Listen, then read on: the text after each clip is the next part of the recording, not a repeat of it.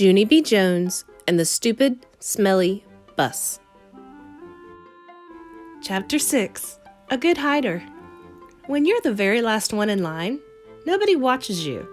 That's how come nobody saw me when I ducked behind the teacher's desk and hid. I'm a good hider. One time at Grandma Miller's house, I hid under the kitchen sink. Then I made a growly sound and sprung out at her. I'm not allowed to do that anymore. Anyway, I stayed scrunched behind the teacher's desk for a while, and then I saw a better place to hide.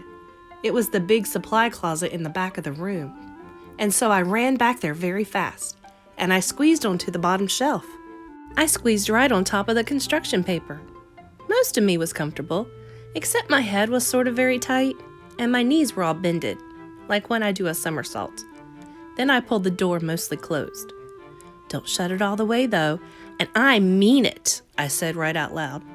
I stayed real quiet for lots of minutes. Then I heard noises in the hall, and some feet came running into the room. Big people's feet, I think. What happened? I heard someone ask. One of my little girls is lost, said a voice that sounded like Mrs.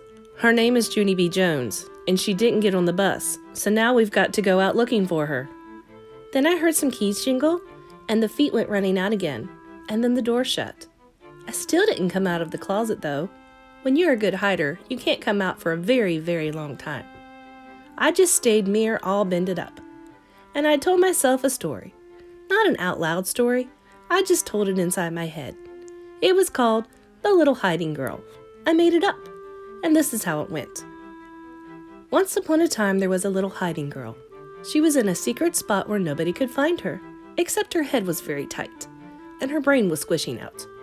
But she still couldn't come out of her spot, or a smelly yellow monster would get her. And also, some meanies with chocolate milk. The end.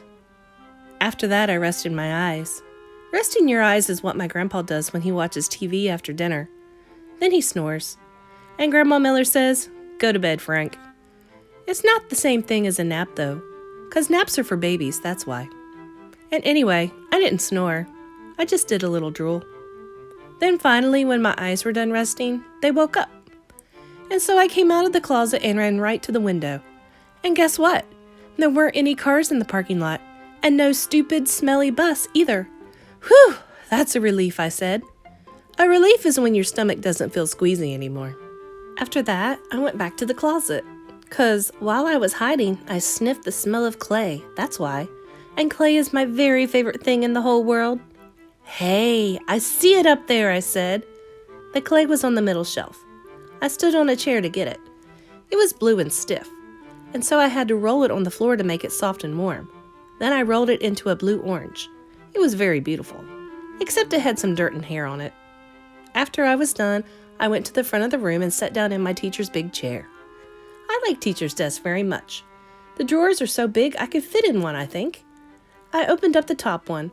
There were happy face stickers and rubber bands and also gold stars, which I love a very lot.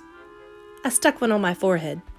Then I found paper clips and red marking pens and new pencils with no points and scissors and travel tissues and guess what else? Chalk, I said. Brand new chalk that's not even out of its little box yet. Then I stood up on my teacher's chair and clapped my hands together very loud. I want everyone to find a chair and sit down. Today we are going to learn some alphabet and some reading. And also, I will teach you how to make a blue orange. But first, everyone has to watch me draw stuff. Then I went to the board and drew with my brand new chalk. I drew a bean and a carrot and some curly hair. Then I wrote some O's. O's are my bestest letter. After that, I bowed. "Thank you very much," I said. "Now you may all go out for recess." I smiled. Except for not that Jim.